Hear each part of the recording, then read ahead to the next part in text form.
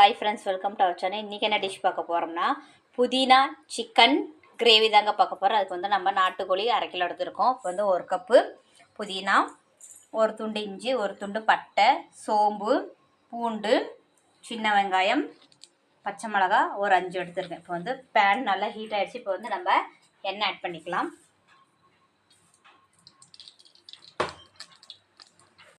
இப்போ வந்து எண்ணெய் நல்லா ஹீட் ஆகிடுச்சிங்க. இப்போ வந்து 1 துண்டு பட்டை, இஞ்சி, பூண்டு, சோம்பு, சின்ன வெங்காயம் ஒரு 1/4 கப்பு, காரத்துக்கு ஒரு 5 பச்சை மிளகா, புதினா ஒரு கைப்பிடி அளவு நல்லா சாட்டட் பண்ணிக்கலாம்.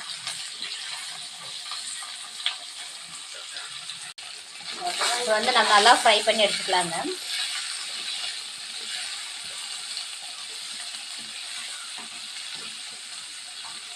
பாருங்கள் ஃப்ரெண்ட்ஸ், குக்கரில் நல்லா எண்ணெய் ஹீட் ஆகிடுச்சு. இப்போ வந்து நம்ம சோம்பு ஆட் பண்ணிக்கலாம். இப்போ வந்து நம்ம அரைச்ச மசாலா ஆட் பண்ணிக்கலாம்.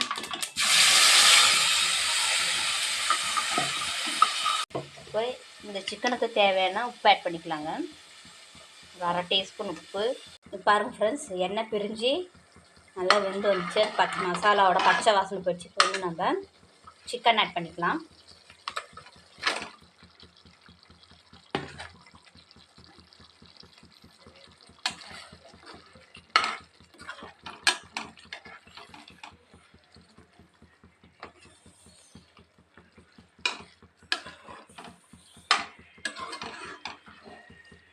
ஒரு 2 விசில் வேக வச்சு எடுத்துக்கலாங்க. பாருங்கள் ஃப்ரெண்ட்ஸ், சிக்கன் நல்லா வெந்து எண்ணெய் பிரிஞ்சு வந்துடுச்சு. இப்போ வந்து நம்ம இதில் லெமன் ஜூஸ் பிழிஞ்சிக்கலாங்க. கேஸ் ஆஃப் பண்ணிட்டு தான் இது லெமன் பிழிஞ்சு விடணும்.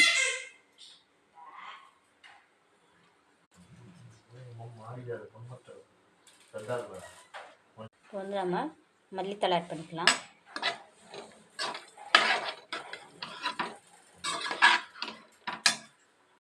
பாருங்க, கடைசி நம்ம வெந்தயக்கீரை ஆட் பண்ணிக்கலாம். இதில் நம்ம வேறொரு பவுலுக்கு மாற்றிக்கலாங்க.